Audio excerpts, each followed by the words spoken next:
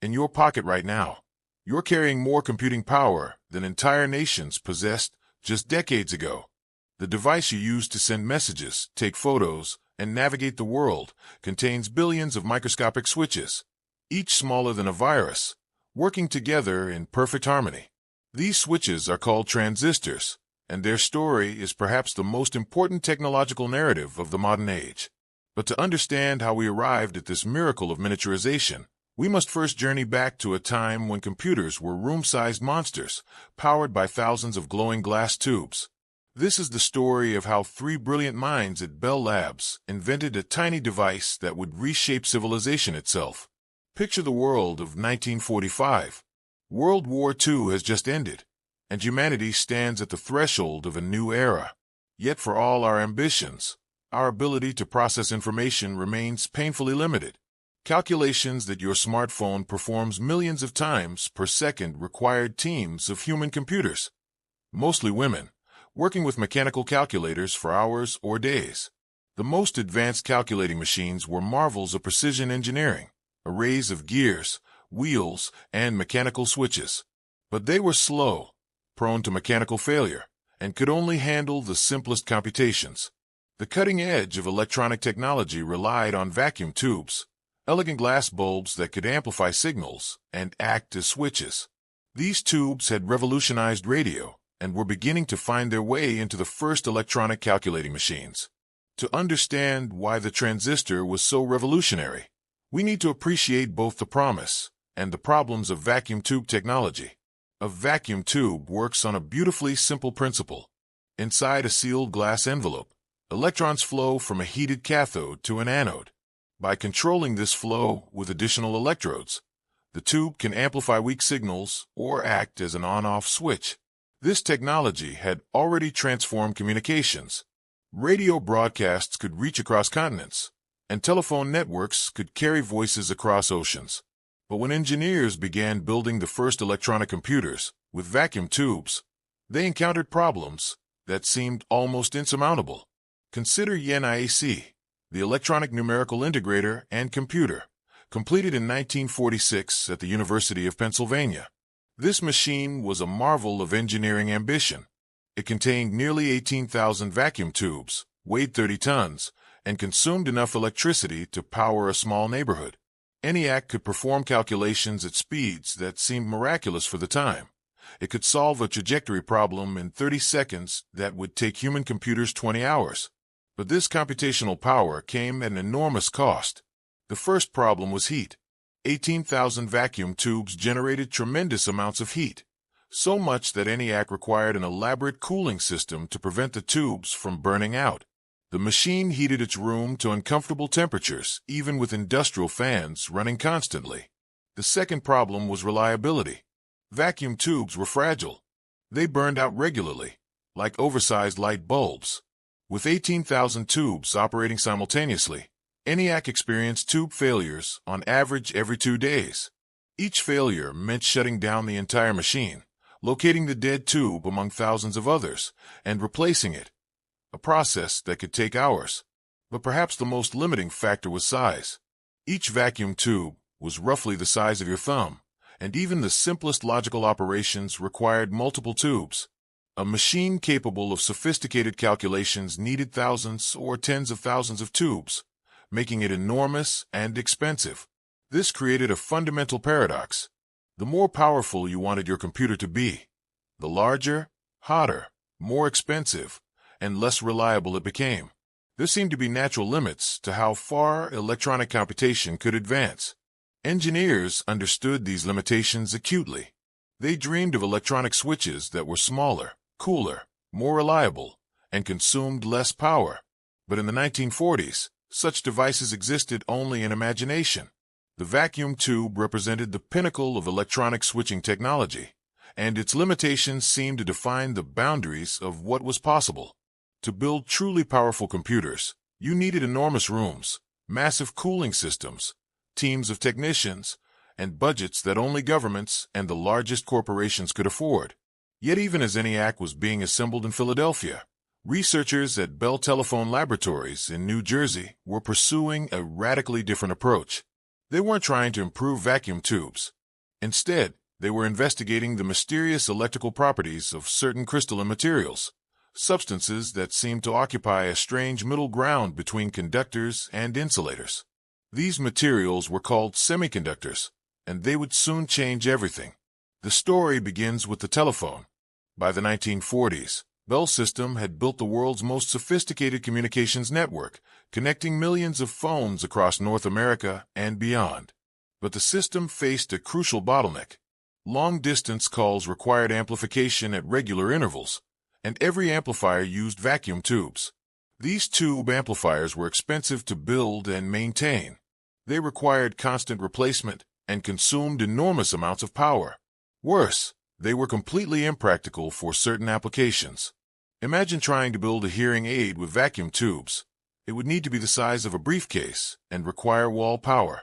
Bell Labs recognized that the future of telecommunications, and perhaps all electronics, depended on finding a better way to amplify and switch electrical signals. They assembled some of the most brilliant minds in physics and set them to work on this seemingly impossible challenge. What these researchers discovered would not only solve Bell's amplification problem, but would launch the information age itself. They found a way to make solid materials behave like vacuum tubes, but smaller, cooler, more reliable, and vastly more versatile. The key lay in understanding how electrons behave in certain crystals, particularly silicon and germanium. These materials could be precisely modified to control the flow of electricity in ways that seemed almost magical. A tiny piece of treated crystal could amplify signals, switch currents on and off, and perform logical operations. But we're getting ahead of ourselves. To truly appreciate the magnitude of this breakthrough, we need to understand the world these inventors were trying to improve. A world where the most advanced computers filled entire rooms and failed regularly, where the dream of portable electronics seemed impossible, and where the idea of putting computing power in everyone's pocket was pure science fiction. This was the world of the 1940s, and it was about to change forever. The stage was set for one of the greatest inventions in human history, a device so fundamental to modern life that we can barely imagine existing without it. The transistor was coming, and with it, the future. The year was 1945, and Bell Telephone Laboratories was facing a crisis of ambition. The company had built the world's most sophisticated communications network, but every long-distance call depended on vacuum tube amplifiers that were expensive, unreliable, and power-hungry. Bell's leadership knew that the future of telecommunications required something revolutionary, a solid-state amplifier that could replace the temperamental vacuum tube. To tackle this challenge, Bell Labs assembled an extraordinary research team. At its head was William Shockley, a brilliant and ambitious physicist who had earned his doctorate from MIT and possessed an almost obsessive drive to understand how electrons behave in solid materials. Shockley was convinced that certain crystals could be made to amplify electrical signals, but proving this theory would require expertise far beyond his own. Working alongside Shockley were two men whose complementary skills would prove essential to the breakthrough ahead. John Bardeen was a theoretical physicist of exceptional depth, capable of diving into the quantum mechanical principles that governed electron behavior in crystals. Where Shockley was driven and sometimes abrasive, Bardeen was quietly methodical, preferring to think problems through completely before acting. The third member of this triumvirate was Walter Brattain, an experimental physicist with an almost magical ability to coax useful behavior from recalcitrant materials. While Bardeen could explain why something should work in theory, Brattain could make it work in practice, often through intuitive adjustments that surprised even his colleagues. These three men could not have been more different in personality, yet their collaboration would produce one of the most important inventions in human history. The challenge they faced was daunting. Scientists had known for decades that certain materials, called semiconductors, exhibited strange electrical properties. Unlike metals, which conducted electricity easily, or insulators, which blocked it completely, semiconductors seemed to occupy a mysterious middle ground. Their conductivity could change dramatically with temperature, light exposure, or the addition of tiny amounts of impurities. The most promising semiconductors were silicon and germanium, elements that formed crystals with a distinctive diamond-like structure. In their pure form, These materials were poor conductors. But when tiny amounts of other elements were added, a process called doping, their electrical properties transformed in ways that seemed almost magical. Shockley had a theory about how this might work. He believed that by creating precise patterns of differently doped semiconductor material, it might be possible to control the flow of electrons in ways that could amplify electrical signals. But theory and practice, as the team would discover, were separated by an enormous gulf of experimental challenges. Their early attempts were frustrating failures. Month after month, they tried different approaches, different materials, different configurations. Nothing worked.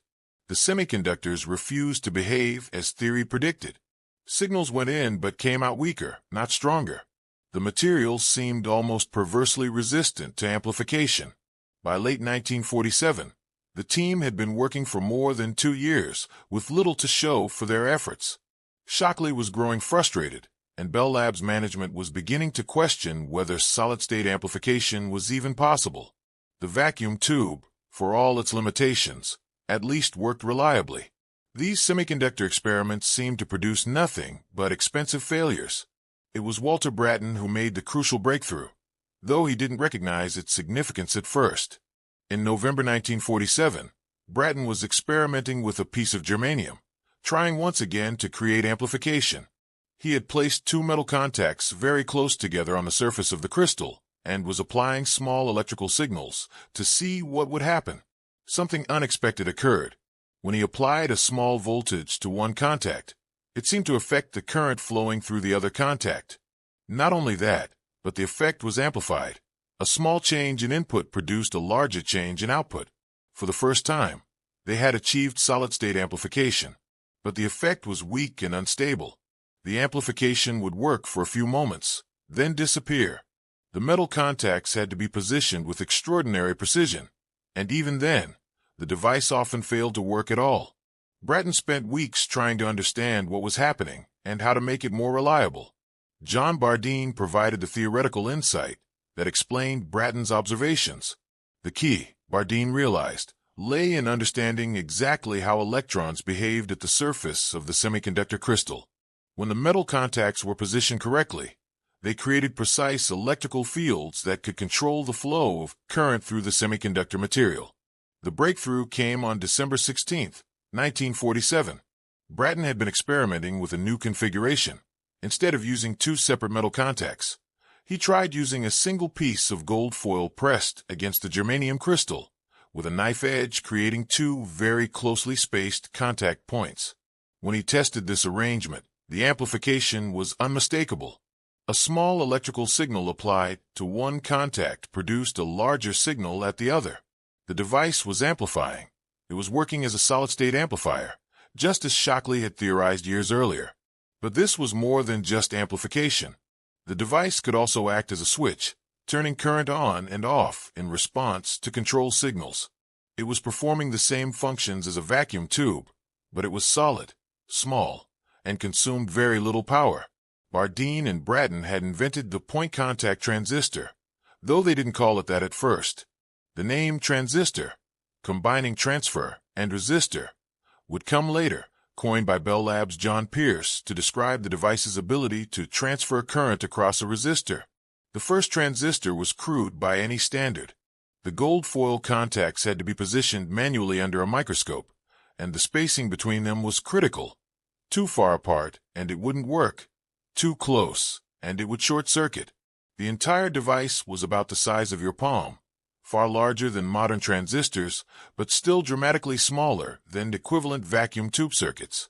Yet despite its primitive nature, this first transistor represented a fundamental breakthrough. For the first time in history, humans had created a solid-state device that could amplify electrical signals and perform logical operations. The age of electronics was about to be revolutionized. The team was initially cautious about their discovery. They had experienced so many failures that they wanted to thoroughly understand and verify their results before announcing anything. Through the winter of 1947 and spring of 1948, they refined their design, improved its reliability, and worked to understand the underlying physics. William Shockley, who had been traveling when Bardeen and Brattain made their breakthrough, returned to find that his colleagues had achieved what he had been dreaming of for years. But Shockley was not entirely satisfied with the point contact design. He could see its limitations. It was difficult to manufacture, unreliable in operation, and couldn't handle much power. Driven by both scientific curiosity and perhaps a touch of jealousy that he had not been present for the breakthrough moment, Shockley began working on an entirely different approach. Instead of trying to control current flow at the surface of a crystal, he envisioned creating layers of differently doped semiconductor material that could control current flow throughout the entire structure.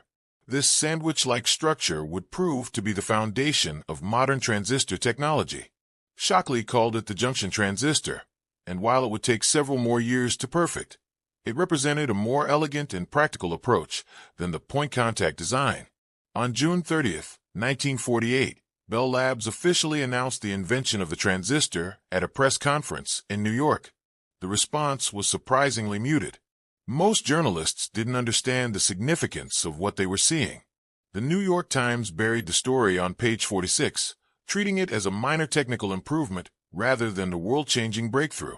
The transistor seemed underwhelming compared to the room-filling computers of the day. It was small, unremarkable in appearance, and its potential applications were not immediately obvious to most observers. Few could imagine that this tiny device would eventually make possible everything from pocket calculators to smartphones to the internet itself. But a few visionaries understood immediately that something extraordinary had been achieved. They recognized that the transistor represented the beginning of a new era, an era in which electronic devices could be small, reliable, and inexpensive enough to transform every aspect of human life. The three inventors could hardly have imagined the world they had just made possible. In their laboratory notebooks, they had sketched the first crude diagrams of devices that would eventually number in the trillions, working together in harmony to create the digital civilization we inhabit today. The transistor had been born, but its true impact was yet to be felt. The real revolution would come not from individual transistors, but from learning how to make them smaller, cheaper, and more reliable, and eventually, how to build millions and billions of them working together on single chips of silicon. That transformation would take decades, but it had begun on that December day in 1947 when Walter Brattain first observed amplification in a piece of germanium crystal. The future had arrived, one electron at a time.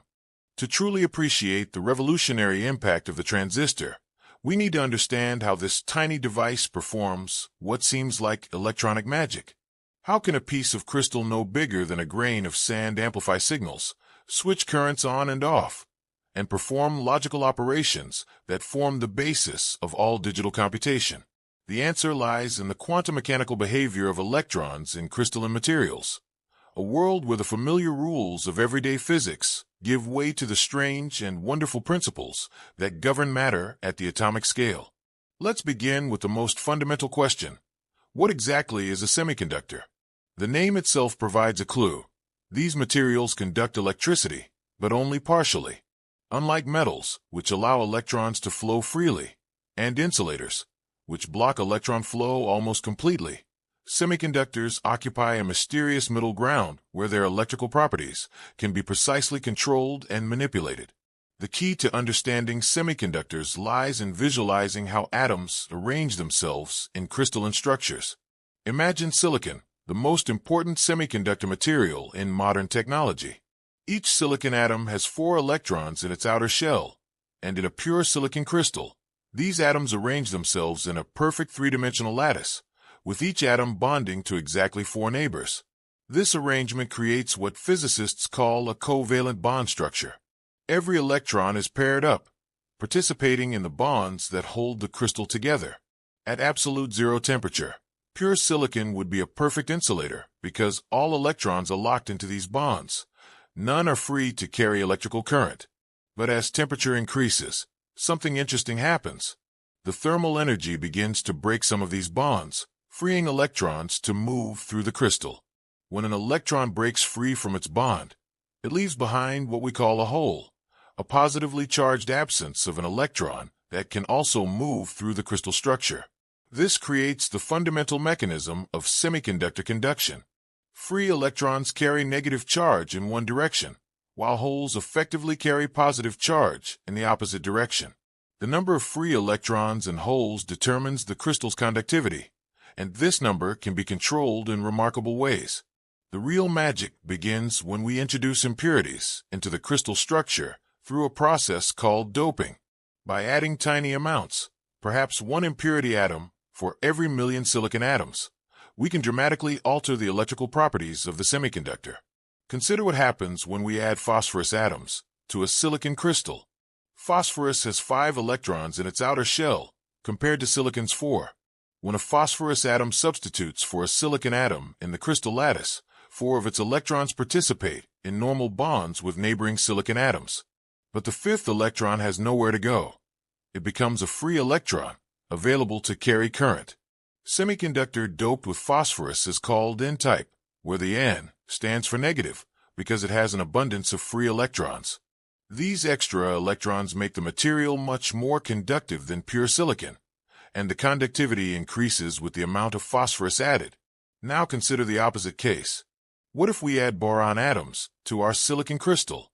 Boron has only 3 electrons in its outer shell, 1 fewer than silicon. When boron substitutes for silicon in the crystal lattice, it can only form 3 of the 4 bonds needed. This creates a hole, a positively charged vacancy that can accept an electron. Semiconductor dope with boron is called p-type, where the P stands for positive because it has an abundance of holes that can accept electrons.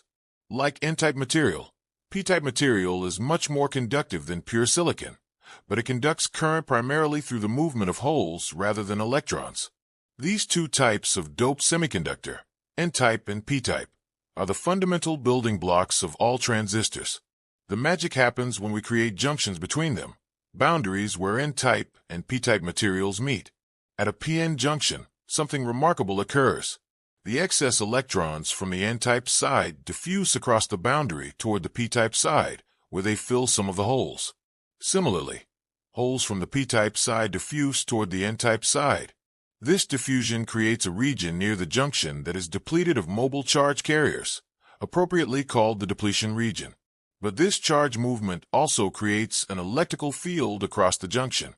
The N-type side, having lost electrons, becomes slightly positive, while the p-type side, having gained electrons, becomes slightly negative. This built-in electrical field opposes further diffusion, creating an equilibrium condition. This p-n junction exhibits a crucial property called rectification. When we apply an external voltage that reinforces the built-in field, called reverse bias, the depletion region widens and virtually no current flows. The junction acts like a closed switch. But when we apply voltage in the opposite direction, called forward bias, the external field opposes the built-in field, narrowing the depletion region and allowing current to flow easily. The junction acts like an open switch. This directional conductivity is the foundation of all semiconductor devices, but transistors require something more sophisticated. Instead of a single p-n junction, transistors use either 2 junctions arranged back-to-back, creating either an NPN or PNP structure. Let's examine how an NPN transistor works. This device consists of 3 regions: an N-type emitter, a p-type base, and an N-type collector. The base region is crucial. It's made extremely thin, typically less than a micrometer wide, much thinner than a human hair. The 3 regions create 2 p-n junctions, the emitter-base junction and the base-collector junction. Under normal operating conditions, we forward bias the emitter-base junction and reverse bias the base-collector junction. Here's where the transistor's amplifying magic happens. When we forward bias the emitter-base junction, electrons from the heavily doped N-type emitter are injected into the thin p-type base region. In a normal p-n junction, these electrons would recombine with holes in the base and contribute to base current. But because the base is so thin and lightly doped, most of these electrons don't have time to recombine. Instead, they diffuse across the base region and are swept into the collector by the strong electric field of the reverse-biased base-collector junction. The result is that a small current flowing into the base controls a much larger current flowing from emitter to collector. This is current amplification, the fundamental principle that makes transistors useful as amplifiers. But transistors can do more than amplify. They can also act as switches. When no current flows into the base, the emitter-collector path has very high resistance. The switch is off. When sufficient current flows into the base, the emitter-collector path has very low resistance. The switch is on. This switching behavior is the foundation of digital logic.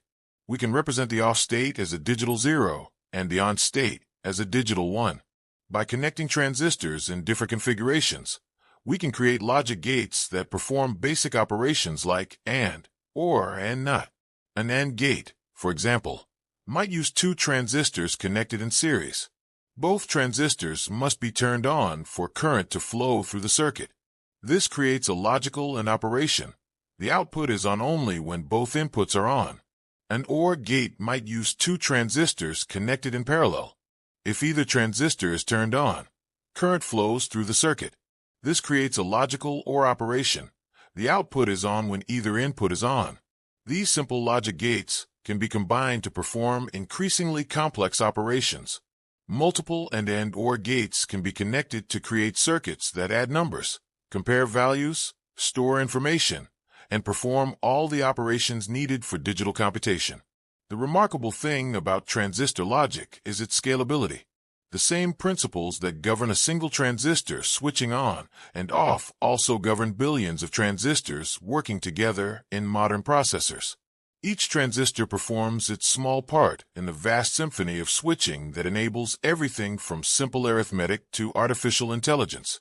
Modern transistors have evolved far beyond the simple NPN and PNP structures invented at Bell Labs. Today's transistors use sophisticated three-dimensional structures, exotic materials, and manufacturing techniques that push the boundaries of what's physically possible. But the fundamental principles remain the same. Controlled movement of electrons and holes in semiconductor materials, organized into junctions that can amplify signals and switch currents. The quantum mechanical nature of these processes becomes increasingly important as transistors shrink to nanoscale dimensions. At these tiny scales, electrons begin to exhibit wave-like properties, tunneling through barriers that should classically be impenetrable. These quantum effects, once considered obstacles to further miniaturization, are now being harnessed to create new types of transistors with even more remarkable capabilities. Yet despite this increasing complexity, the basic function of every transistor remains elegantly simple. It's a valve for electrical current, controlled by electrical signals. Just as a mechanical valve can control the flow of water in response to external pressure, a transistor can control the flow of electrons in response to electrical signals. This controllability is what makes transistors so versatile. They can amplify weak signals from antennas to drive speakers, switch digital signals to perform logical operations, regulate voltage to protect sensitive circuits, convert analog signals to digital form, and perform countless other functions that form the invisible foundation of our electronic civilization. Understanding how transistors work helps us appreciate not just their technical elegance, but their profound impact on human society. Every smartphone, computer, television, car, and countless other devices depend on the precise choreography of electrons dancing through crystalline structures, following the quantum mechanical rules discovered by physicists and harnessed by engineers to create the modern world.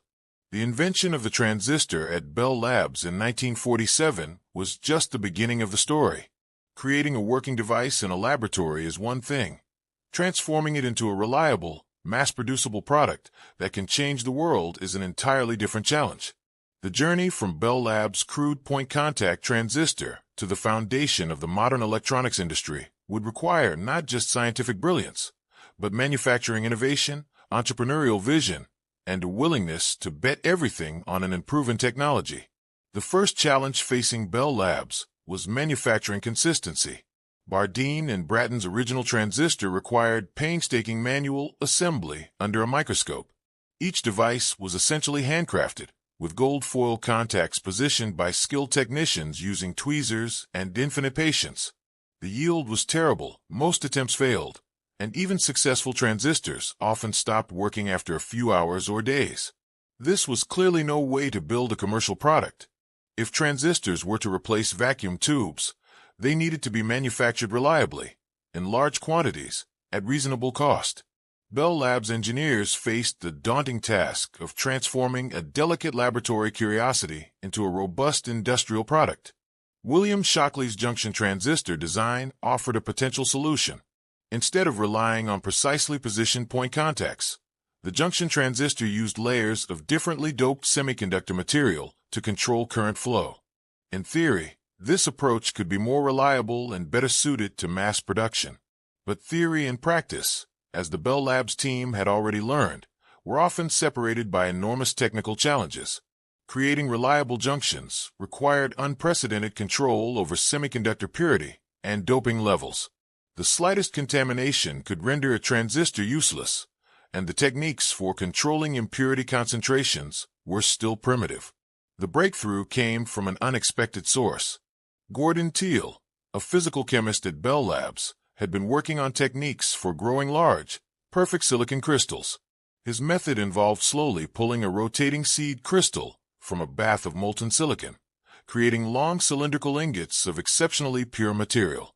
But Teal realized he could do more than just grow pure crystals.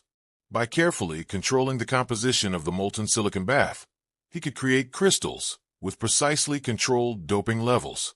Even more remarkably, he could change the doping concentration during the growth process, creating alternating layers of N-type and P-type material within a single crystal. This grown junction technique revolutionized transistor manufacturing. Instead of trying to create junctions by diffusing impurities into existing crystals or by mechanically assembling different materials, manufacturers could grow entire transistor structures as single crystals. The junctions were formed during the growth process itself, making them more reliable and reproducible than anything that had been possible before. By 1951, Bell Labs was producing junction transistors with reasonable yield and reliability. But the company faced a strategic decision that would shape the entire future of the electronics industry. Bell Labs was owned by AT&T, which operated under a consent decree that restricted its activities to telecommunications. The company could not directly enter the broader electronics market, even with its revolutionary new technology. In a decision that seems almost incomprehensible today, AT&T chose to license transistor technology broadly, including to potential competitors. In 1952, Bell Labs organized a transistor technology symposium, charging companies $25,000 for access to all of Bell's transistor patents and manufacturing knowledge. This relatively modest fee gave licensees the right to manufacture and sell transistors for any application. The response was immediate and enthusiastic. Companies from around the world sent their best engineers to learn transistor technology. Among the attendees were representatives from small startup companies that would soon become household names, as well as established electronics manufacturers eager to explore this new technology's potential. One of the most significant licensees was a small company in Indianapolis called Regency Electronics. In 1954, Regency partnered with Texas Instruments to create something that had never existed before, a portable radio powered entirely by transistors. The Regency TR-1 was smaller than most books, ran on a small battery, and could be carried anywhere. The TR-1 was a sensation, priced at $49.95, roughly $500 in today's money. It was expensive but still affordable for many consumers. More importantly, it demonstrated that transistors could enable entirely new categories of products. The portable radio market exploded, with dozens of manufacturers rushing to create their own transistor-based designs. This success revealed something crucial about transistor technology. Its real value lay not in simply replacing vacuum tubes, but in making possible products that had never existed before. Transistors didn't just make radios smaller and more reliable. They made portable electronics possible for the first time. The implications went far beyond consumer electronics. Military applications were equally revolutionary. Transistors made possible the first portable communications equipment that soldiers could actually carry into battle. Computer designers realized that transistor-based machines could be dramatically smaller, more reliable, and more energy efficient than vacuum tube computers. But the most significant impact was happening in an unlikely location, the farmland of Santa Clara County, California. This agricultural region, known primarily for its orchards and fruit production, was about to become the epicenter of the most important technological revolution in human history. The transformation began with William Shockley himself. In 1956, Shockley left Bell Labs to start his own company, Shockley Semiconductor Laboratory, in Mountain View, California, close to where he had grown up. Shockley's goal was ambitious. He wanted to commercialize an advanced type of transistor and build a company that would dominate the emerging semiconductor industry. Shockley recruited some of the brightest young engineers and physicists he could find, offering them the opportunity to work at the cutting edge of semiconductor technology.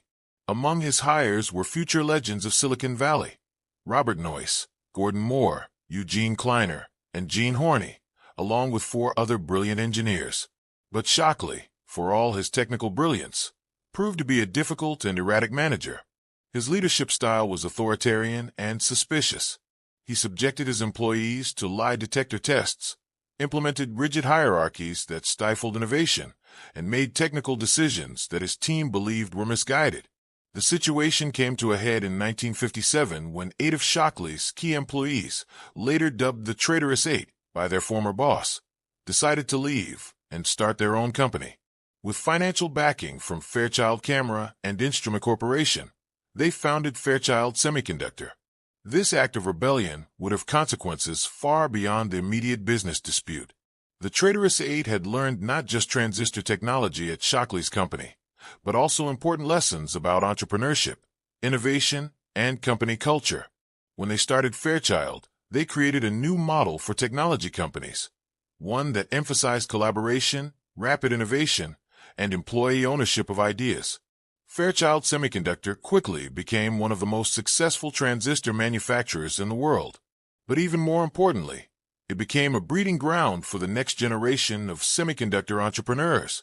Over the following decades, Fairchild alumni would leave to start dozens of new companies, including Intel, Advanced Micro Devices, AMD, and National Semiconductor. This pattern of continuous entrepreneurial spin-offs created what became known as Silicon Valley. The name itself came from the silicon used in semiconductor manufacturing, but the region's character was shaped by the culture of innovation and risk-taking that the Traitorous Eight had pioneered. Meanwhile, other regions were developing their own semiconductor industries. In Texas, a company called Texas Instruments was becoming a major force in transistor manufacturing. TI had been one of the early Bell Labs licensees, and the company's engineers were pushing transistor technology in new directions. In Japan, companies like Sony were building entire business models around transistor technology. Sony's founders, Masaru Ibuka and Akio Morita, recognized that transistors could enable a new generation of consumer electronics that would be smaller, more reliable, and more affordable than anything possible with vacuum tubes. Sony's breakthrough product was a transistor radio that was even smaller and more affordable than the Regency TR-1. By the early 1960s, transistor radio had become synonymous with portable entertainment, and Japanese manufacturers were beginning to challenge American dominance in electronics manufacturing. The success of transistor radios demonstrated something profound about the technology's economic impact. Transistors didn't just make existing products better.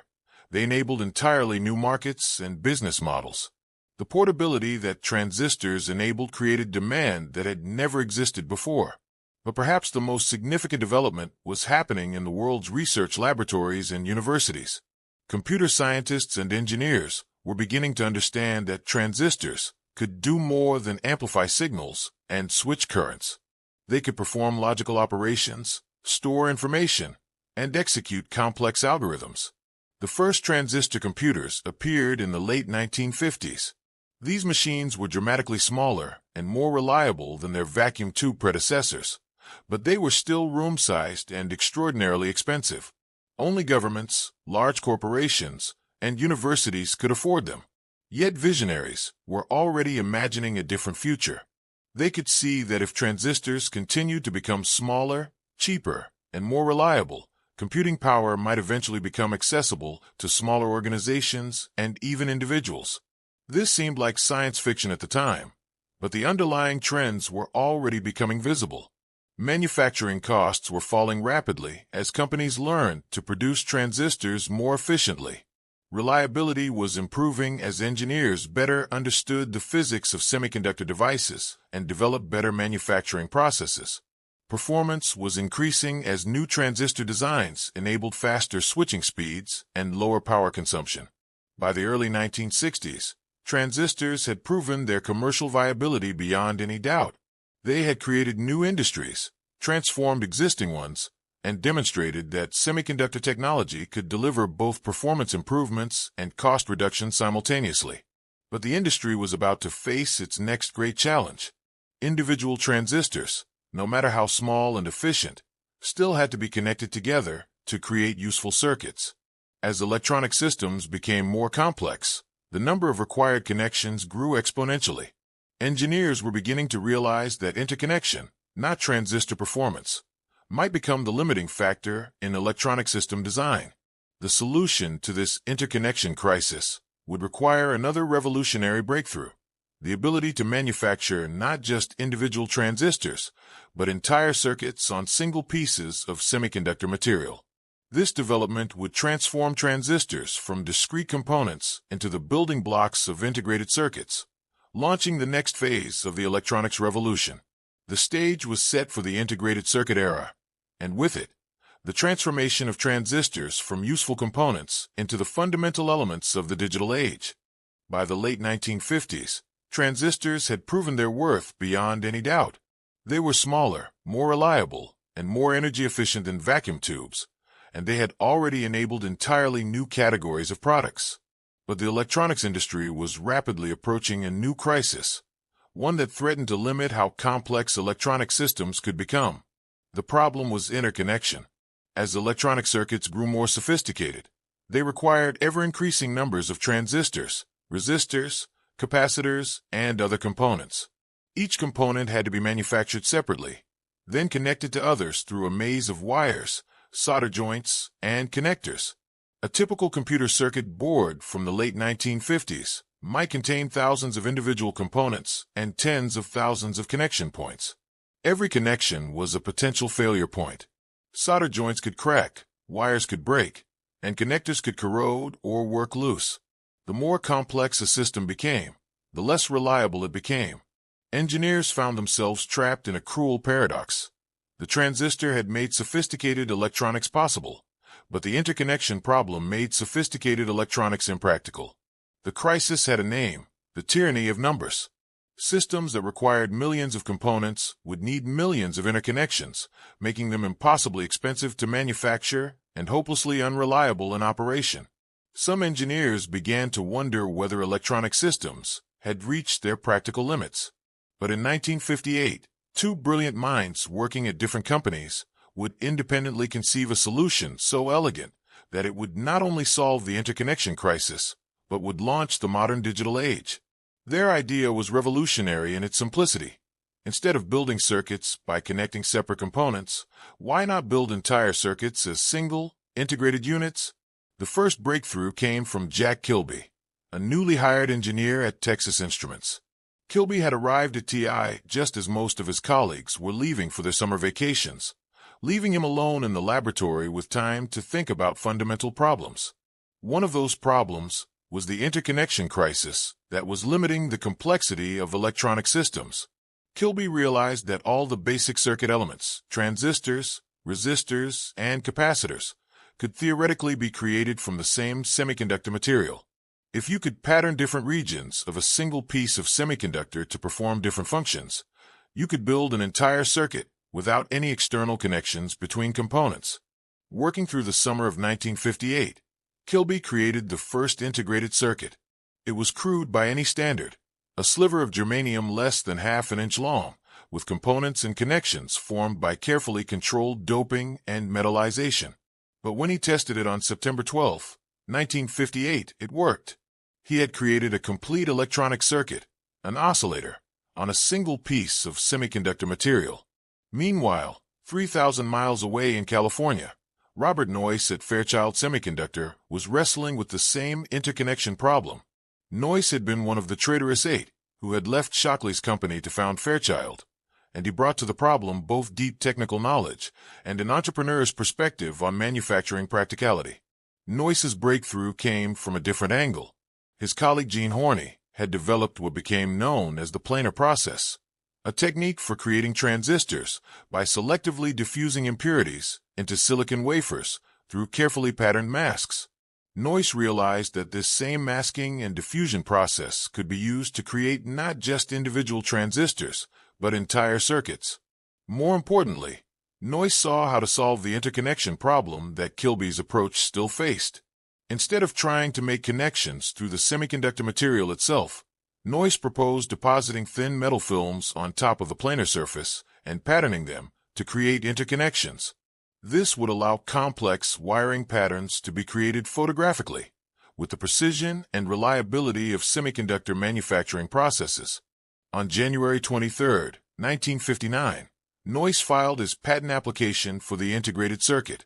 His design was more practical and manufacturable than Kilby's, and it pointed the way toward the mass production techniques that would make integrated circuits commercially viable. Both men deserve credit for inventing the integrated circuit, and both would eventually be recognized for their contributions. But it was Noyce's manufacturing-oriented approach that would prove most influential in the development of the integrated circuit industry. The planar process that enabled Noyce's integrated circuits was itself a remarkable innovation. It began with a thin wafer of ultrapure silicon crystal, polished to mirror smoothness. This wafer would serve as the substrate for dozens or even hundreds of individual circuits. The manufacturing process resembled a combination of photography and chemistry. Engineers would first coat the silicon wafer with a light-sensitive material called photoresist. They would then shine light through a carefully designed mask, exposing some areas of the photoresist while leaving others protected. Chemical developers would wash away the exposed photoresist, leaving behind a precise pattern that matched the mask design. The exposed silicon could then be selectively etched, doped with impurities, or coated with other materials to create the various components and connections needed for the circuit. This process could be repeated multiple times, with different masks creating different layers of the circuit. Transistors could be formed by selective doping, resistors by controlling the geometry and doping levels of silicon regions, and interconnections by depositing and patterning thin metal films. The result was revolutionary. Entire electronic circuits could be manufactured with the same precision and reliability as individual transistors.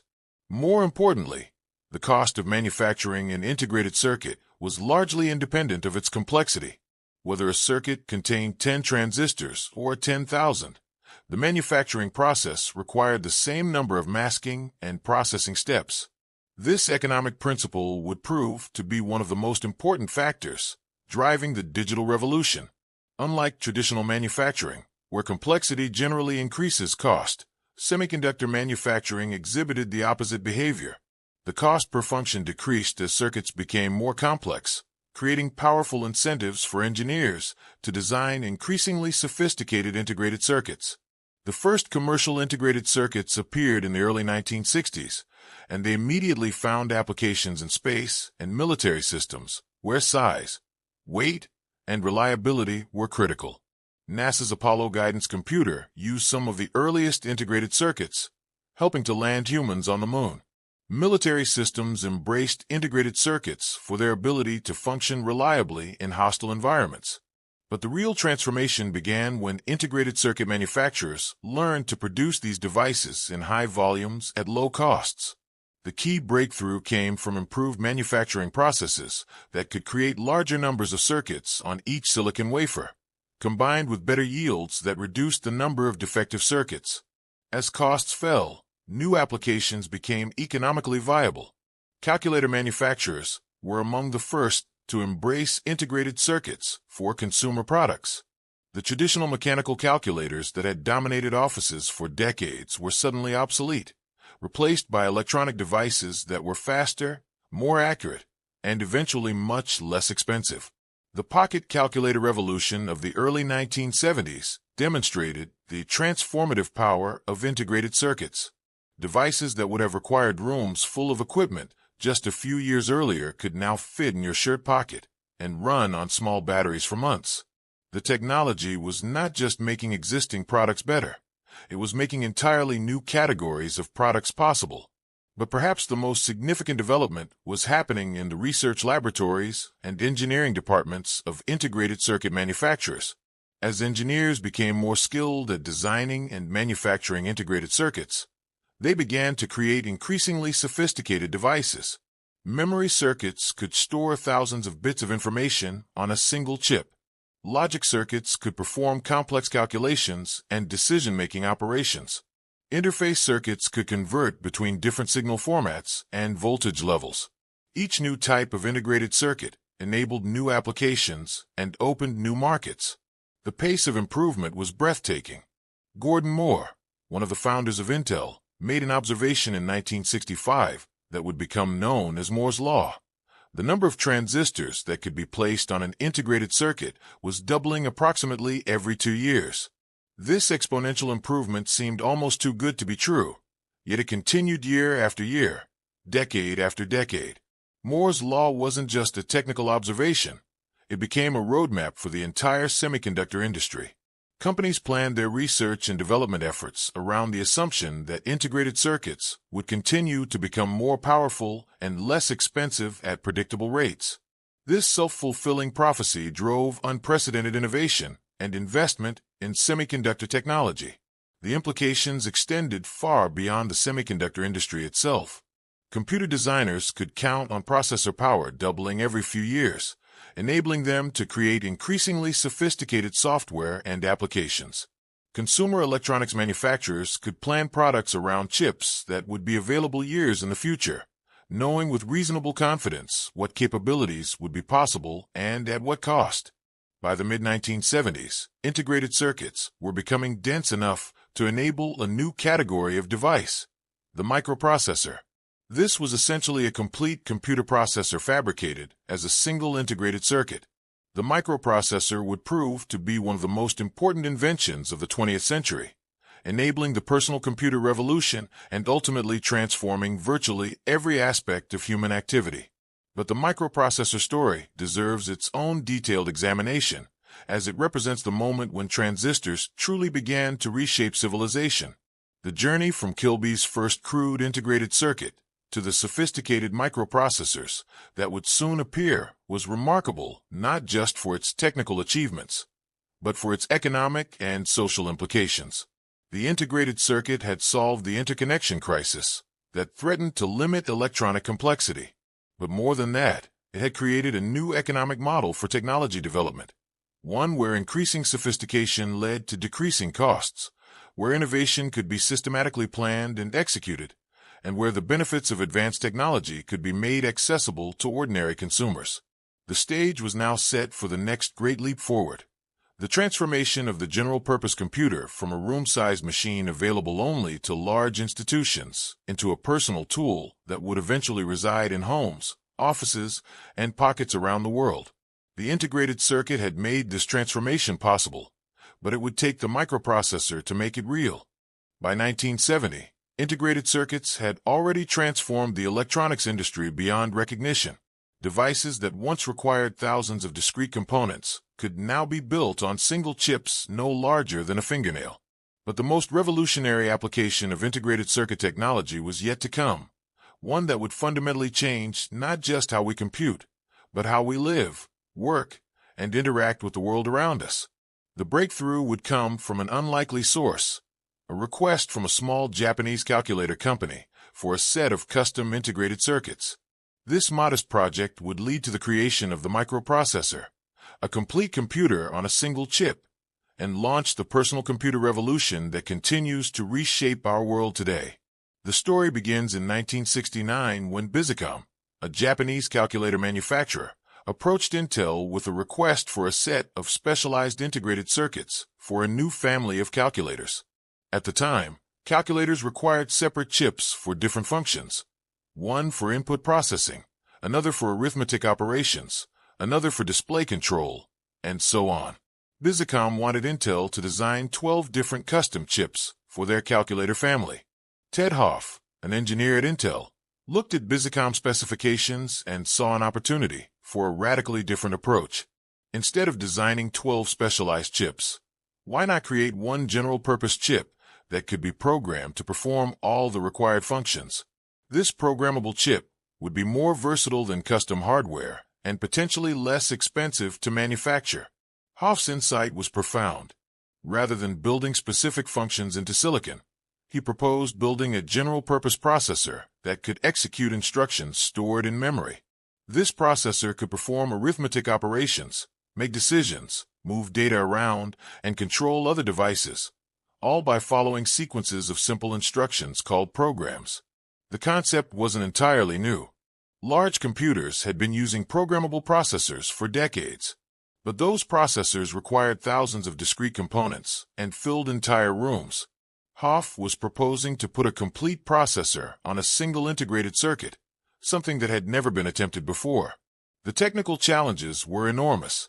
A processor needs to be able to fetch instructions from memory, decode what those instructions mean, execute the required operations, and store the results, all while coordinating with other parts of the system.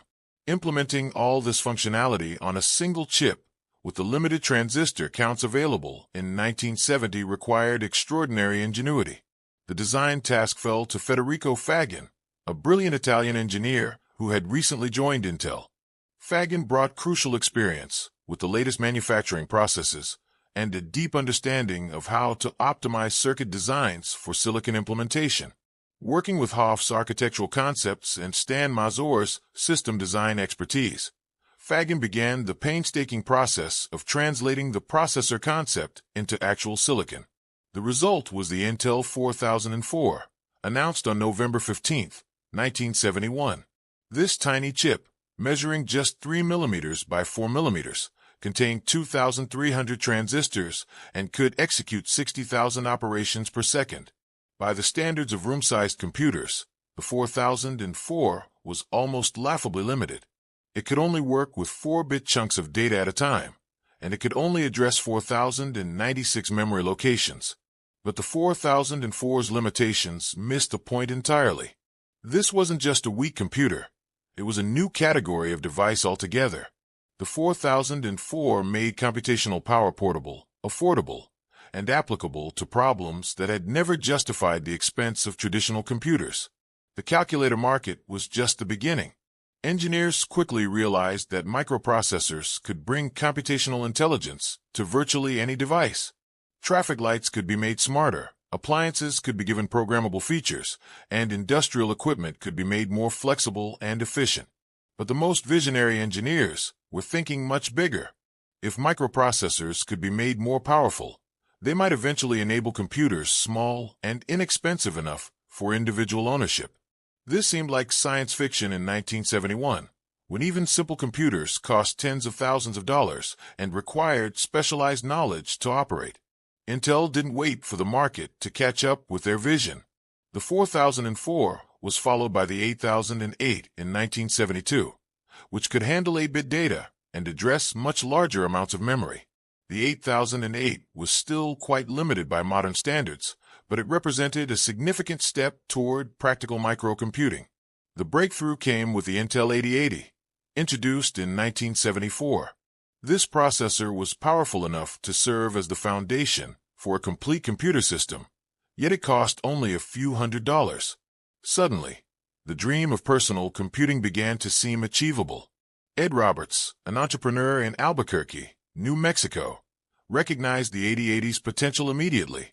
Roberts had been selling electronic kits to hobbyists through his company, MITS, and he saw an opportunity to create something unprecedented, a complete computer kit that individuals could build and own. The Altair 8800, announced on the cover of Popular Electronics magazine in January 1975, was hardly user-friendly by today's standards. It came as a kit that required assembly. It had no keyboard or monitor, and programming it required flipping switches on the front panel to enter machine code instructions. But for electronics enthusiasts, the Altair represented something magical, their own computer. The response was overwhelming. MITS received thousands of orders for the Altair, far exceeding their ability to manufacture the kits. Electronics hobbyists around the world began building their own versions, creating a vibrant community of microcomputer enthusiasts.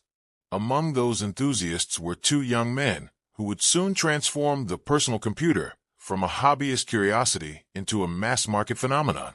Bill Gates and Paul Allen, both college dropouts with a passion for programming, saw in the Altair not just a computer, but a platform that would need software. Gates and Allen created the first commercially successful programming language for microcomputers, a version of BASIC that ran on the Altair. This software made the Altair much easier to program, transforming it from an electronic puzzle into a useful tool. Their success with Altair BASIC would eventually lead them to found Microsoft, one of the most successful companies in history. But the Altair was just the beginning. As microprocessors became more powerful and less expensive, entrepreneurs around the world began creating their own computer designs. The Apple II, introduced by Steve Jobs and Steve Wozniak in 1977, demonstrated that personal computers could be more than just hobbyist projects. They could be polished, reliable products suitable for mainstream consumers. The Apple II succeeded because it solved the usability problems that had limited earlier microcomputers. It came fully assembled, included a keyboard, and could display text and graphics on a television screen, and it used floppy disks for data storage. Most importantly, it was supported by a growing library of software applications that made the computer useful for practical tasks. The success of the Apple II triggered an explosion of innovation in microcomputer design. Companies like Commodore, Tandy, and Atari introduced their own computers, each trying to find the right combination of features, performance, and price to capture market share. The diversity of designs was remarkable. Some computers emphasized games and entertainment, others focused on business applications, and still others targeted educational markets. This competition drove rapid improvements in microprocessor technology. Intel's 8080 was succeeded by the 8086, which introduced 16-bit processing and could address much larger amounts of memory. Motorola responded with the 68000 series, which powered computers like the Apple Macintosh and offered superior performance for many applications. The microprocessor arms race was driven by Moore's law, the observation that transistor density doubled approximately every 2 years. As manufacturing processes improved, engineers could fit more transistors on each processor chip, enabling more complex instructions, larger internal memories, and faster operation. But the most significant breakthrough came not from making processors faster, but from making them more accessible. IBM's decision to enter the personal computer market in 1981 with the IBM PC legitimized micro-computing for business users. The IBM PC used Intel's 8088 processor and an operating system called MS-DOS, created by Microsoft. The IBM PC's open architecture, with published specifications and expansion slots for third-party hardware, created an entire ecosystem of compatible computers and peripherals. Companies could build IBM-compatible computers, confident that they would run the same software and work with the same peripherals as the original IBM PC. This compatibility standard accelerated the growth of the personal computer industry enormously. Software developers could write programs knowing they would run on millions of compatible computers. Hardware manufacturers could create components knowing there would be a large market for IBM-compatible accessories. The network effects were powerful and self-reinforcing. The more software that was available for IBM-compatible computers, the more attractive these computers became to users. The larger the user base became, the more attractive the platform became to software developers. This positive feedback loop drove the IBM-compatible standard to dominance in business computing. Meanwhile, the underlying microprocessors continued to evolve at a breathtaking pace. Intel's 80286 processor, introduced in 1982, could run multiple programs simultaneously and provided better memory management. The 80386, released in 1985, was the first truly 32-bit microprocessor, capable of addressing vast amounts of memory and executing complex instructions efficiently. Each new generation of microprocessors enabled new categories of software. Graphical user interfaces, which had once required expensive specialized hardware, became practical on microprocessors. Database applications that had previously required mini computers could run on desktop machines. Scientific and engineering software that had been limited to mainframe computers became available to individual researchers and engineers. The transformation was profound and far-reaching. Tasks that had once required room-sized computers and teams of specialists could now be performed by individuals working alone on desktop machines. The democratization of computing power was reshaping industries, enabling new forms of creativity, and changing how people worked and communicated. But perhaps the most significant impact was yet to come. As microprocessors became more powerful and computers became more common, visionary engineers began to imagine connecting these machines together in networks. The idea of linking computers so they could share information and resources would lead to the development of the Internet, a global network that would transform human civilization even more profoundly than the microprocessor itself. The microprocessor had proven that transistors could do more than just switch currents and amplify signals. They could think, remember, and communicate. They could execute complex algorithms, store vast amounts of information, and interact with humans through sophisticated interfaces. The tiny devices that had started as simple switches were becoming the building blocks of artificial intelligence. By the late 1980s, it was clear that the microprocessor revolution was still in its early stages. The exponential improvement in processor performance showed no signs of slowing down, and new applications for computational power were being discovered constantly. The personal computer had evolved from a hobbyist curiosity to an essential business tool, and it was beginning to find its way into homes, schools, and eventually, pockets around the world. The transistor, invented 40 years earlier as a simple replacement for the vacuum tube, had become the foundation of a new form of civilization, one where information could be processed, stored, and transmitted with unprecedented speed and efficiency. The journey from Bell Labs' first crude amplifier to the sophisticated microprocessors of the 1980s represented one of the most remarkable technological achievements in human history. And yet, the story was far from over. The continuing miniaturization of transistors would soon enable even more remarkable capabilities, pushing the boundaries of what was possible and making computational power so ubiquitous that it would disappear into the fabric of everyday life. By the 1990s, the microprocessor had proven itself as one of the most transformative technologies in human history. Personal computers were becoming ubiquitous in offices and homes. The Internet was beginning to connect the world, and Moore's law continued its relentless march toward ever smaller transistors. But as engineers pushed transistor dimensions toward the limits of what seemed physically possible, they encountered challenges that threatened to end the exponential improvement that had driven the digital revolution. The fundamental problem was that transistors were approaching the scale of individual atoms. When the first integrated circuits were created in the 1960s, transistor features measured in micrometers, millionths of a meter. By the 1990s, leading-edge transistors had shrunk to dimensions measured in hundreds of nanometers, billionths of a meter. At these scales, the familiar rules of classical physics began to break down, replaced by the strange and counterintuitive behavior of quantum mechanics. The challenges were both fundamental and practical. As transistors became smaller, the number of atoms in critical regions became so small that random variations in material properties had significant effects on device performance.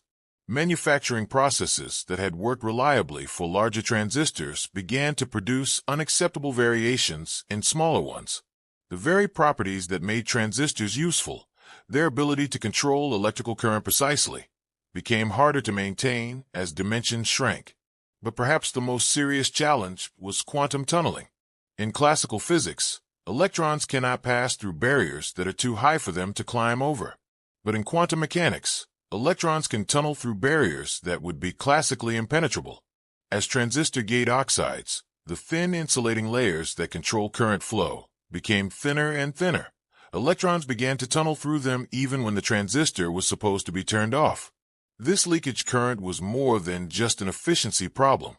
It meant that transistors could never be completely turned off, making it difficult to distinguish between the on and off states that represent digital information. Worse, the leakage current generated heat even when circuits were idle, creating thermal management problems that threatened to make further miniaturization impossible. The semiconductor industry's response to these challenges required revolutionary changes in both materials and manufacturing processes. Traditional transistor designs, which had served the industry well for decades, simply could not be scaled to the dimensions required for continued progress. One of the most significant breakthroughs was the development of high-K dielectrics, materials with much higher dielectric constants than the silicon dioxide that had been used for gate insulators since the earliest integrated circuits. These materials could be made thicker while providing the same electrical performance, reducing quantum tunneling while maintaining transistor functionality. But replacing silicon dioxide required more than just finding materials with better electrical properties.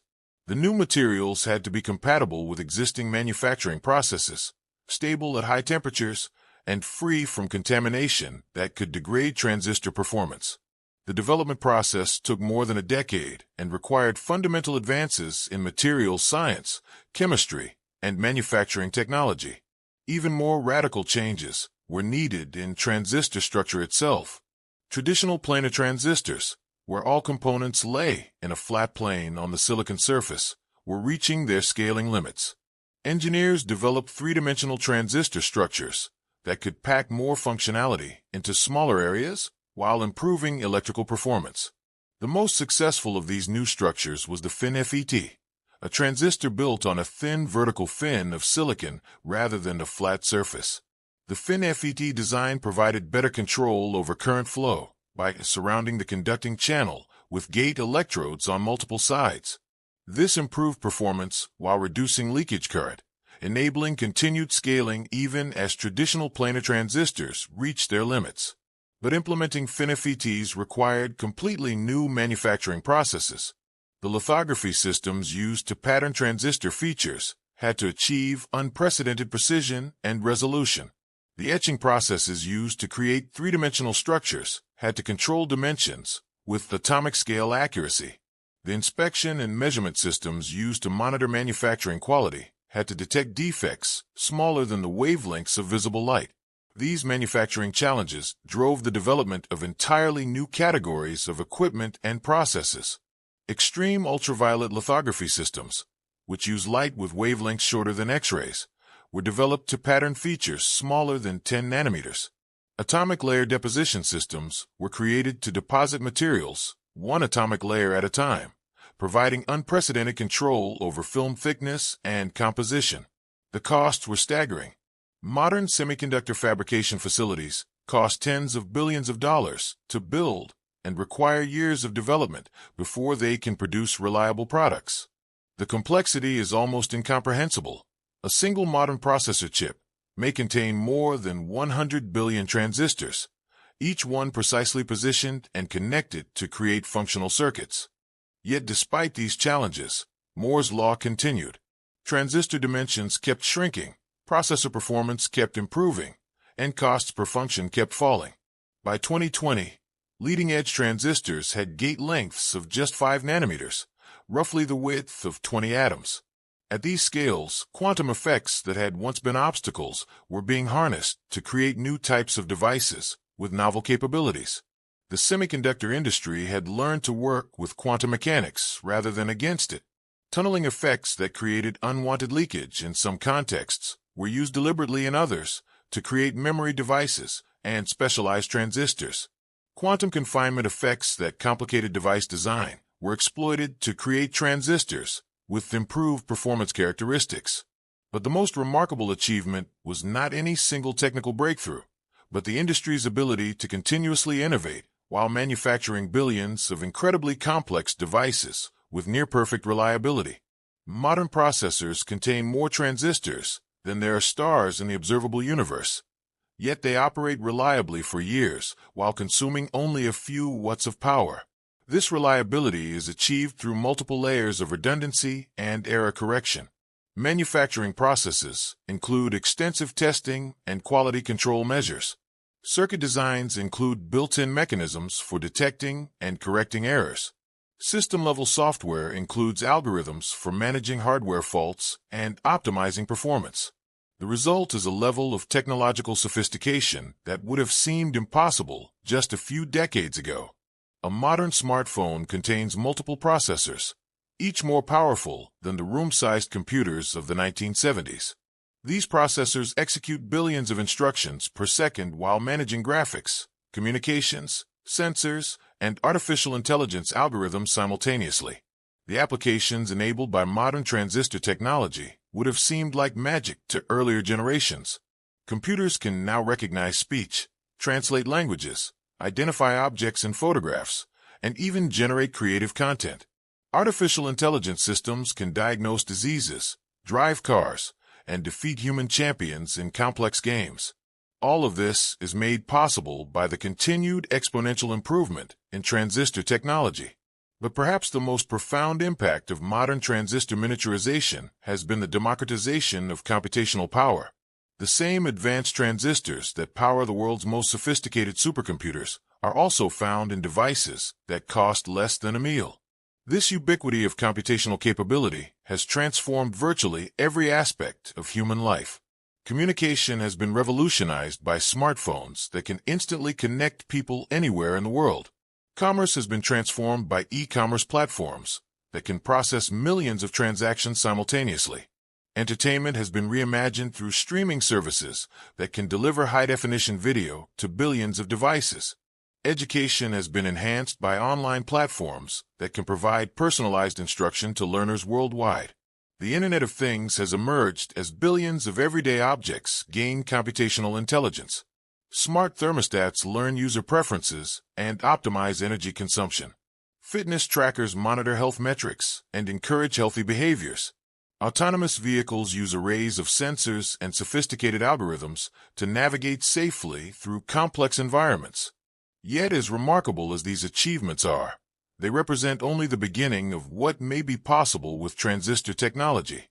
Research laboratories around the world are exploring new materials, new device structures, and new computational paradigms that could extend the capabilities of transistor-based systems far beyond what is currently possible.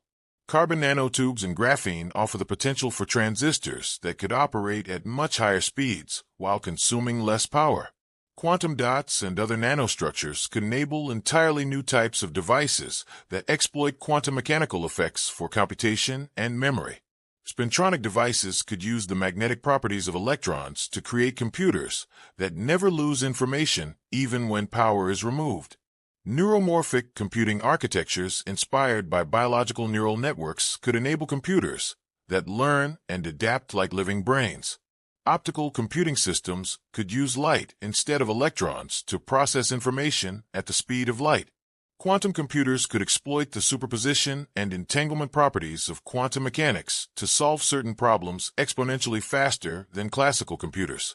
But perhaps the most important frontier is not technological but societal. As transistor-based systems become more powerful and more pervasive, questions about privacy, security, equity, and human agency become increasingly important. The same technologies that can enhance human capabilities can also be used for surveillance, manipulation, and control.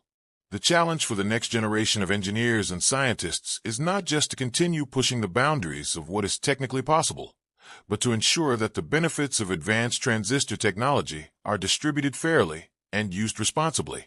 This will require not just technical innovation, but also careful consideration of the ethical and social implications of increasingly powerful computational systems. The transistor has already transformed human civilization in ways that would have been unimaginable to its inventors.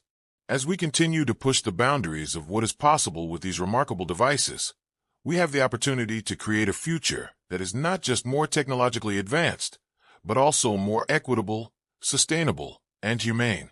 The next chapter in the transistor story is still being written, and its impact on human civilization has only just begun. As we stand at the threshold of the 2020s, the transistor industry faces its most profound transformation since the invention of the integrated circuit. After more than 5 decades of exponential improvement, the traditional approaches to making transistors smaller, faster, and more efficient are reaching fundamental physical limits. Yet rather than marking the end of progress, these challenges are driving the most exciting period of innovation in semiconductor history. The signs of approaching limits are everywhere. Manufacturing a single advanced processor now requires more than 1,000 individual processing steps, each controlled with atomic precision. The cost of building a state-of-the-art fabrication facility has exceeded $20 billion. The time required to develop new manufacturing processes has stretched to nearly a decade.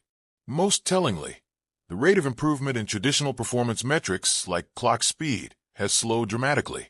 But these apparent constraints are spurring revolutionary approaches that promise to extend the transistor's transformative power far into the future. Instead of simply making traditional transistors smaller, researchers are reimagining computation itself, developing new materials that could replace silicon, and exploring quantum mechanical effects that could enable entirely new categories of devices. One of the most promising frontiers lies beyond silicon. While silicon has been the foundation of the semiconductor industry for more than half a century, its physical properties impose fundamental limits on transistor performance. At atomic scales, silicon's relatively large atoms and indirect bandgap structure create obstacles that may be insurmountable with conventional approaches. Carbon nanotubes represent one of the most exciting alternatives. These cylindrical structures, formed by rolling sheets of graphene into tubes just a few atoms wide, exhibit extraordinary electrical properties. Electrons can travel through carbon nanotubes with virtually no resistance, potentially enabling transistors that operate at much higher speeds while consuming far less power than silicon devices. The challenge with carbon nanotubes lies not in their fundamental properties, which are remarkable, but in learning how to manufacture them with the precision and reliability required for commercial electronics. Creating billions of identical nanotubes, positioning them exactly where they need to be, and connecting them into functional circuits requires manufacturing techniques that are still being developed. Graphene, the single atom-thick sheets of carbon from which nanotubes are formed, offers equally tantalizing possibilities. Electrons in graphene behave almost like particles of light, traveling at speeds approaching the fundamental limits imposed by physics. Graphene transistors could potentially operate at terahertz frequencies, thousands of times faster than today's silicon devices. But graphene presents its own manufacturing challenges. Creating large, perfect sheets of graphene and integrating them with other materials requires techniques that are still in their infancy.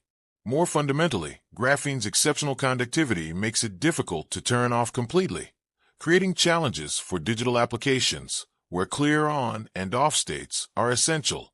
Other exotic materials are being explored as potential successors to silicon. Gallium arsenide and indium gallium arsenide offer superior electron mobility compared to silicon, potentially enabling faster transistors. Two-dimensional materials, like molybdenum disulfide, combine the advantages of graphene's thinness with better switching characteristics. Each material offers unique advantages, but also presents unique challenges in manufacturing and integration. Perhaps even more revolutionary than new materials are new computing paradigms that transcend the limitations of traditional digital logic. Neuromorphic computing, inspired by the structure and function of biological neural networks, could enable computers that learn and adapt like living brains while consuming a fraction of the power required by conventional processors. Traditional computers process information sequentially, executing one instruction at a time in a rigid, predetermined sequence. Biological brains, in contrast, process information in parallel through networks of billions of interconnected neurons, each responding to patterns of inputs from thousands of other neurons. This parallel processing enables brains to recognize patterns, learn from experience, and make decisions in ways that are remarkably efficient and flexible. Neuromorphic computers attempt to capture these advantages by using transistors to mimic the behavior of biological neurons and synapses. Instead of representing information as discrete digital values, neuromorphic systems use analog signals that can vary continuously. Instead of storing information in separate memory locations, neuromorphic systems store information in the connections between processing elements. Early neuromorphic chips have already demonstrated remarkable capabilities. They can recognize patterns in sensory data, adapt their responses based on experience, and continue operating even when individual components fail. Most importantly, they can perform these tasks while consuming orders of magnitude less power than conventional computers performing similar functions. The implications extend far beyond improved efficiency. Neuromorphic computing could enable artificial intelligence systems that are truly intelligent rather than simply following predetermined algorithms. These systems could learn continuously from their environment, adapt to changing conditions, and develop new capabilities without explicit programming. But perhaps the most revolutionary frontier of all lies in quantum computing, a completely different approach to computation that exploits the bizarre properties of quantum mechanics to solve certain problems exponentially faster than any classical computer could ever achieve. Quantum computers use quantum bits, or qubits, instead of the classical bits used by traditional computers. While classical bits must be either 0 or 1, qubits can exist in superposition states that are simultaneously 0 and 1 until they are measured. This quantum superposition allows quantum computers to explore multiple solution paths simultaneously, potentially solving certain problems much more efficiently than classical approaches. The most famous example is factoring large numbers, the mathematical problem that underlies much of modern cryptography. The best classical algorithms for factoring require time that increases exponentially with the size of the numbers being factored, making it impractical to break modern cryptographic codes. Quantum algorithms, however, can factor large numbers in polynomial time, potentially rendering current cryptographic systems obsolete. Quantum computing also promises breakthroughs in chemistry and material science. Quantum systems are naturally suited to simulating other quantum systems, potentially enabling the design of new materials, drugs, and catalysts through computation rather than trial-and-error experimentation. This could accelerate the development of solutions to some of humanity's greatest challenges, from clean energy to disease treatment. But building practical quantum computers remains extraordinarily difficult. Quantum states are extremely fragile. Any interaction with the environment can destroy the delicate superposition states that make quantum computation possible. Current quantum computers must operate at temperatures colder than outer space, isolated from vibrations, electromagnetic fields, and other disturbances. Despite these challenges, progress in quantum computing has been remarkable. Companies like IBM, Google, and others have built quantum computers with dozens of qubits and demonstrated quantum advantage for specific problems. Google's quantum computer achieved in minutes a calculation that would take classical computers thousands of years, marking a historic milestone in quantum computing development. The race to build practical quantum computers is driving innovation in multiple areas. New types of qubits are being developed using superconducting circuits, trapped ions, topological materials, and other exotic systems. Error correction techniques are being developed to protect quantum information from environmental interference. Programming languages and algorithms are being created to harness quantum computational power effectively. But quantum computing is just one example of how quantum effects are being harnessed for practical applications. Quantum sensors can detect magnetic fields, gravitational waves, and other phenomena with unprecedented sensitivity. Quantum communication systems can provide theoretically unbreakable security for transmitting sensitive information. Quantum materials exhibit properties that could enable room temperature superconductors, ultra-efficient solar cells, and other revolutionary technologies. The convergence of these quantum technologies with traditional semiconductor technology is creating new possibilities that transcend the capabilities of either approach alone. Hybrid classical quantum computers could use quantum processors for specific calculations while relying on classical processors for overall system management. Quantum-enhanced sensors could provide data for classical machine learning algorithms. Classical computers could optimize the operation of quantum systems. Another frontier that promises to revolutionize computing is the integration of photonics with electronics. Light travels much faster than electrons and can carry much more information, potentially enabling computers that operate at the speed of light rather than the speed of electronic signals. Photonic computers could process information using light beams instead of electrical currents, potentially achieving speeds and bandwidths that are impossible with electronic systems. The challenge lies in creating photonic equivalents of transistors, devices that can control light beams with the precision and efficiency required for digital computation. Silicon photonics, which integrates optical components with silicon electronics using standard semiconductor manufacturing processes, offers one promising approach. by creating optical waveguides, modulators, and detectors on silicon chips. Engineers can build hybrid systems that combine the best features of electronic and photonic technologies. These optical systems could revolutionize data communication, enabling internet infrastructure that can handle the exponentially growing demand for bandwidth. They could also enable new types of processors that perform certain calculations, particularly those involving large datasets, much more efficiently than electronic systems. Meanwhile, the boundaries between different types of devices are beginning to blur. Memory and processing are being integrated into single devices that can both store and manipulate information. Sensors and processors are being combined into systems that can analyze data at the point where it is collected. Communication and computation are being merged into systems that can process information while transmitting it. This convergence is enabling new architectural approaches that transcend the limitations of traditional computer design. Instead of moving data between separate memory and processing units, future computers could store and process information in the same locations. Instead of collecting data centrally for processing, future systems could analyze information at the edge of networks where it is generated. The implications for artificial intelligence are particularly profound. Current AI systems require enormous amounts of data to be moved between memory and processors, consuming significant power and creating performance bottlenecks.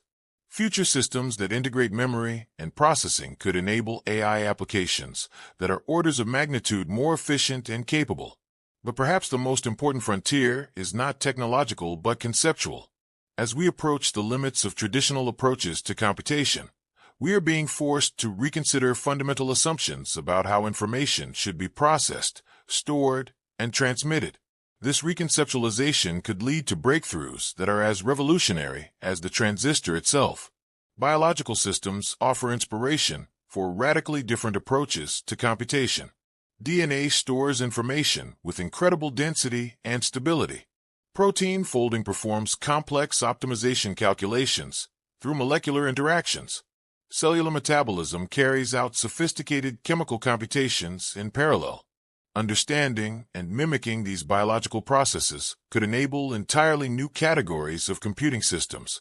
The convergence of computation with biology could also enable computers that grow rather than being manufactured, that repair themselves when damaged, and that evolve new capabilities over time. Such systems could blur the boundaries between living and artificial systems, creating technologies that combine the best features of both. As we look toward the future, it's clear that the next chapter in the transistor story will be as revolutionary as any that came before. The challenges we face today, the end of traditional scaling, the need for new materials and architectures, the demand for more intelligent and efficient systems, are driving innovations that could transform computing as profoundly as the microprocessor transformed it in the 1970s. The transistor of 2050 may bear little resemblance to the devices we know today. It may be made from materials that don't yet exist, exploit physical phenomena we're just beginning to understand, and enable applications we can barely imagine. But whatever form it takes, it will continue the remarkable journey that began in that Bell Labs laboratory more than 70 years ago. The journey of turning quantum mechanical curiosities into technologies that reshape civilization itself. As our journey through the history of the transistor draws to a close, it's worth pausing to consider the magnitude of what we've witnessed. In the span of a single human lifetime, a simple device invented to replace vacuum tubes in telephone systems has fundamentally transformed every aspect of human civilization. The transistor has not merely enabled new technologies, it has reshaped how we work, learn, communicate, entertain ourselves, and understand our place in the universe. The numbers alone are staggering. Since the first transistor was created in 1947, humanity has manufactured more than 13 sextillion of these devices. That's 13 followed by 21 zeros.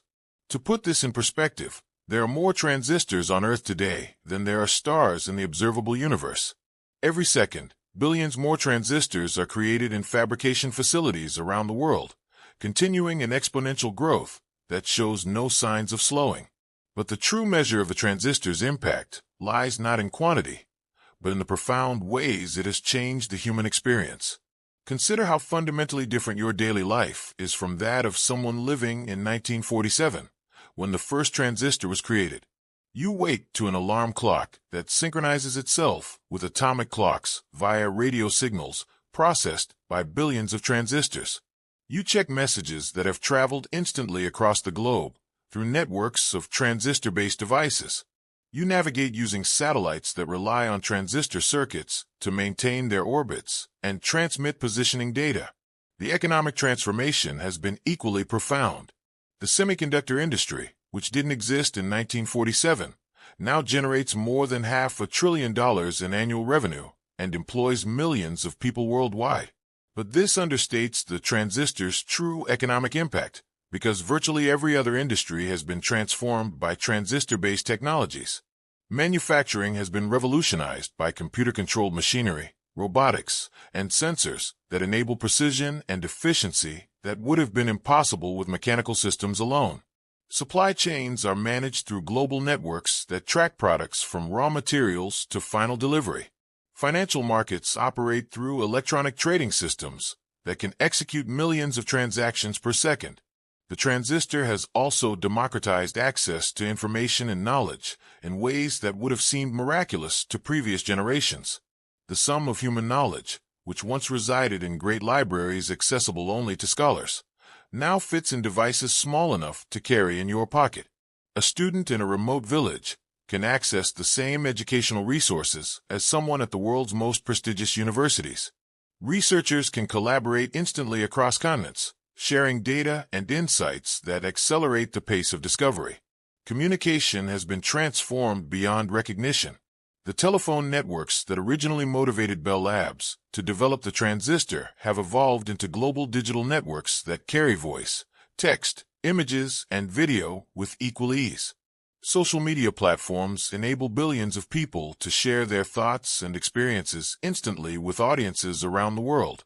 Video conferencing systems make it possible to maintain relationships and conduct business across vast distances as if everyone were in the same room. Perhaps most remarkably, the transistor has enhanced human intelligence itself. Computers don't just store and retrieve information. They help us analyze patterns, test hypotheses, and explore possibilities that would be beyond our cognitive capabilities alone. Scientific simulations enable researchers to study phenomena that are too large, too small, too fast, or too dangerous to observe directly. Medical imaging systems reveal the inner workings of living bodies with unprecedented detail. Weather prediction models help us prepare for natural disasters before they strike. The transistor has also unleashed human creativity in ways that were previously impossible. Digital art tools enable artists to create works that exist only as patterns of light and sound. Musicians can compose symphonies without orchestras, record albums in their homes, and distribute their work globally without the need for traditional record labels. Filmmakers can create visual effects that blur the line between reality and imagination. Writers can publish their works instantly to global audiences without traditional publishers, serving as gatekeepers. Entertainment has been revolutionized by transistor-based technologies. Video games have evolved from simple electronic toys into immersive virtual worlds that millions of people inhabit simultaneously. Streaming services can deliver personalized entertainment to billions of devices worldwide.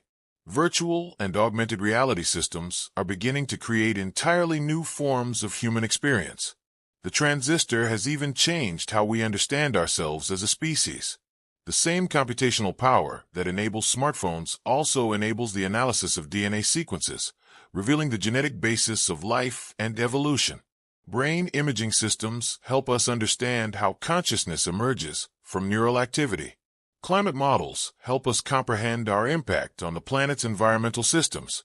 But with these remarkable capabilities comes unprecedented responsibility.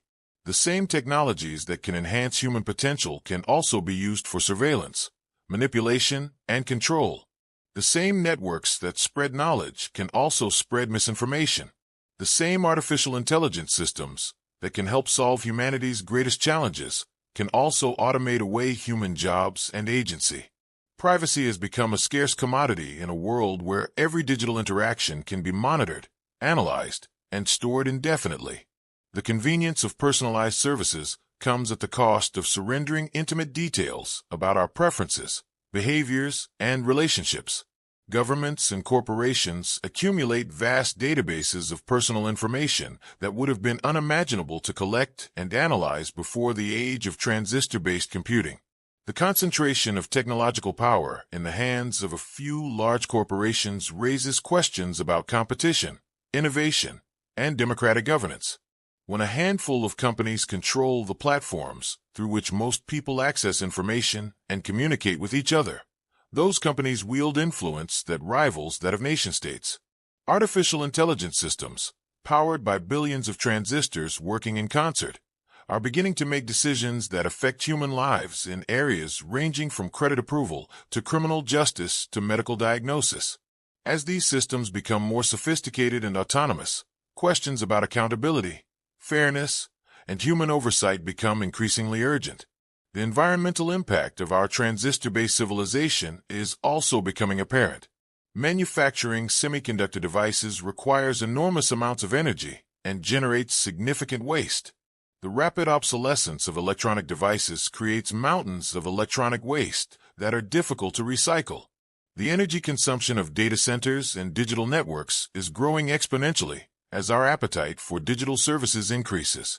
Yet for all these challenges, the transistor continues to offer hope for solutions to humanity's greatest problems. Climate change could be addressed through more efficient solar cells, smarter electrical grids, and better energy storage systems, all enabled by advanced transistor technology. Disease could be conquered through personalized medicine, sophisticated diagnostic systems, and computational drug discovery. Poverty could be reduced through better education, more efficient resource allocation, and new economic opportunities enabled by digital technologies.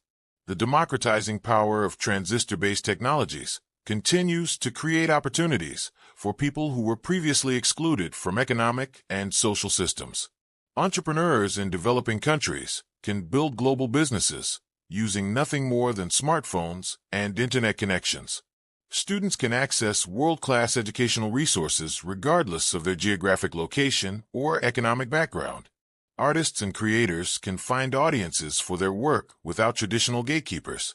As we look toward the future, it's clear that the transistor's most important contributions may still lie ahead. Quantum computers could solve problems that are intractable with classical approaches, potentially revolutionizing everything from drug discovery to materials science. Artificial intelligence systems could augment human capabilities in ways we can barely imagine. Brain-computer interfaces could restore sight to the blind, mobility to the paralyzed, and voice to the mute. The convergence of transistor-based technologies with biotechnology could enable treatments for aging, enhancement of human cognitive and physical capabilities, and perhaps even the extension of human consciousness beyond biological limits. The integration of computing with everyday objects could create environments that respond intelligently to human needs and preferences. But realizing these possibilities will require more than just technological innovation. It will require wisdom in how we develop and deploy these powerful technologies. It will require global cooperation to address challenges that transcend national boundaries. It will require new institutions and governance mechanisms to ensure that the benefits of technological progress are shared broadly rather than concentrated among the few. Most importantly, it will require remembering that technology is not an end in itself, but a means to enhance human flourishing. The transistor's greatest achievement is not that it enabled faster computers or smaller devices, but that it expanded human possibilities. It gave us new ways to connect with each other, new tools for understanding our world, and new platforms for expressing our creativity and humanity. The three scientists who invented the transistor at Bell Labs in 1947 could never have imagined the world their creation would make possible. They were trying to solve a practical problem, finding a better way to amplify telephone signals. They ended up launching a technological revolution that continues to reshape civilization itself. Today, as we stand on the threshold of new breakthroughs in quantum computing, artificial intelligence, and biotechnology, we find ourselves in a position similar to those Bell Labs researchers. We're working on practical problems, making computers faster, communication networks more efficient, artificial intelligence systems more capable. But the ultimate consequences of our work may be as unforeseeable and transformative as the transistor's impact proved to be. The story of the transistor teaches us that the most important innovations often emerge from basic research into fundamental questions about how the physical world works. Bardeen, Bratton, and Shockley weren't trying to invent the internet or enable smartphones. They were trying to understand how electrons behave in crystalline materials. Their curiosity about the fundamental nature of matter led to technologies that continue to transform human civilization decades later. This suggests that our continued investment in basic scientific research remains crucial for future breakthroughs. The quantum effects that are now enabling new types of computing and sensing were once purely academic curiosities. The neural network algorithms that power modern artificial intelligence were developed by researchers trying to understand how brains work. The materials science that enabled modern transistors emerged from investigations into the fundamental properties of matter. The transistor story also reminds us that technological progress is not inevitable or automatic. It results from the dedicated efforts of thousands of researchers, engineers, entrepreneurs, and visionaries who chose to push the boundaries of what was possible. Each breakthrough built on previous discoveries, but also required creative leaps that couldn't have been predicted or planned. As we face the challenges and opportunities of the 21st century, the transistor's legacy provides both inspiration and guidance. It shows us that technologies initially developed for narrow purposes can have transformative impacts far beyond their original applications. It demonstrates that persistent investigation of fundamental questions can yield practical benefits that reshape civilization.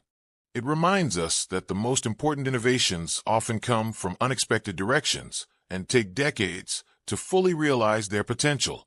But perhaps most importantly, the transistor story teaches us that we have the power to shape our technological future. The same human ingenuity that transformed a simple switching device into the foundation of the digital age can be applied to the challenges we face today. Climate change, disease, poverty, inequality.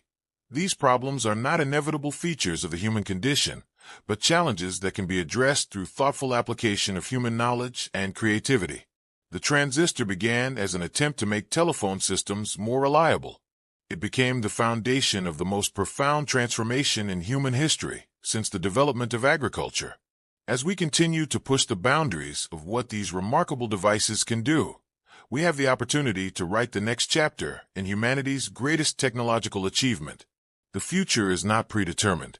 It will be shaped by the choices we make, the problems we choose to tackle, and the values we embed in our technologies. The transistor has given us unprecedented power to understand and reshape our world. How we use that power will determine not just the next chapter in the transistor story, but the next chapter in the human story itself. From 3 men working in a laboratory in New Jersey to the billions of people whose lives are touched by transistor-based technologies every day, the transistor's journey has been remarkable. But if history is any guide, the most remarkable chapters of the story are yet to be written.